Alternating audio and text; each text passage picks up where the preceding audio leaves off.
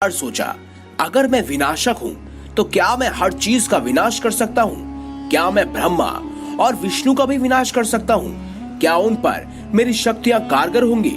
जब भगवान शिव के मन में यह विचार आया तो भगवान ब्रह्मा और विष्णु जी समझ गए कि उनके मन में क्या चल रहा है। वह दोनों मुस्कुराने लगे।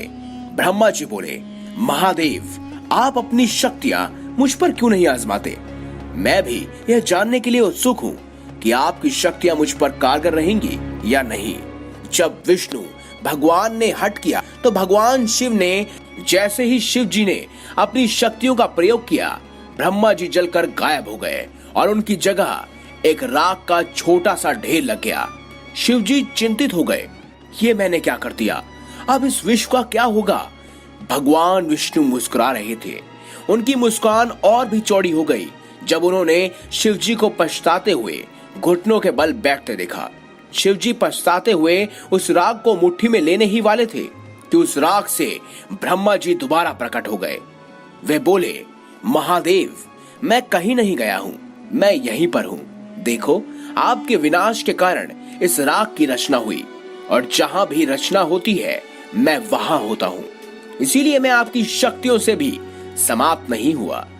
भगवान विष्णु मुस्कुराए और बोले, महादेव, मैं संसार का रक्षक हूँ, मैं भी देखना चाहता हूँ, क्या मैं आपकी शक्तियों से स्वयं ही अपनी रक्षा कर सकता हूँ? कृपया मुझ पर भी अपनी शक्तियों का प्रयोग कीजिए। जब ब्रह्मा जी ने भी हट किया तो शिव जी ने विष्णु जी को ऊपर अपनी सारी शक्तियां लगा दी।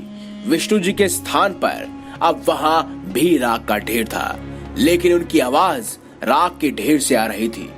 आवाज आ रही थी, महादेव, मैं अब भी यही हूँ, कृपया रुके नहीं, अपनी शक्तियों का प्रयोग इस राख पर करते रहिए जब तक मैं मर न जाऊं, यानी कि इस राख का आखिरी कण भी जब तक खत्म न हो जाए। भगवान शिव ने अपनी सारी शक्तियां और तेज लगा दिया। राख कम होनी शुरू हो गई। अंत में उस राख का सिर्फ एक कण बचा। भगवान शिव ने अपनी सारी शक्तियां उस पर भी लगा दी, लेकिन उस कण को समाप्त नहीं कर पाए। भगवान विष्णु उस कण से पुनः प्रकट हो गए और यह सिद्ध कर दिया कि उन्हें भगवान शिव भी समाप्त नहीं कर सकते। भगवान शिव ने मन ही मन सोचा, मुझे विश्वास हो गया है, मैं ब्रह्मा और विष्णु को सीधे समाप्त नहीं कर सकता, लेकिन अगर मैं स्वयं का विनाश कर लूं तो वो भी समाप्त हो जाएंगे, क्योंकि अगर मैं नहीं रहा तो विनाश संभव नहीं होगा और बिना विनाश के रचना कैसी? ब्रह्मा जी और विष्णु जी दोनों समाप्त हो जाएंगे। अगर रचना ही नहीं रहेगी तो उनकी रक्षा कैसी? विष्णु जी यह सब मन ही मन सुन रहे थे और वह समझ गए थे कि शिव जी क्या करना चाहते हैं। भगवान शिव ने स्वयं का विनाश कर लिया और जैसे वह सोच रहे थे वैसे ही हुआ।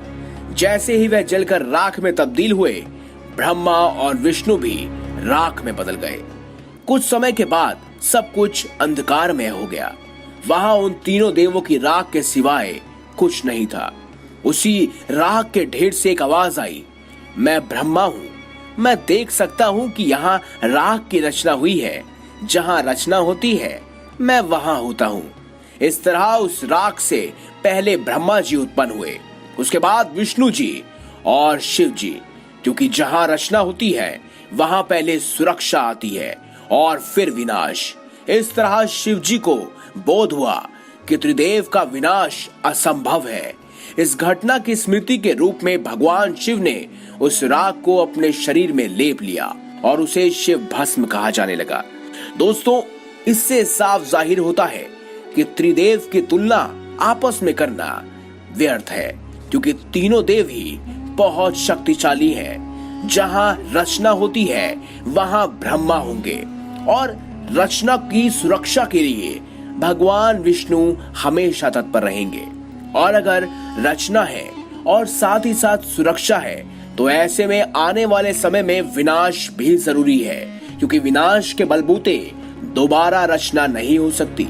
ऐसे में तीनों देव यानी कि त्रिदेव बहुत ही महत्वपूर्ण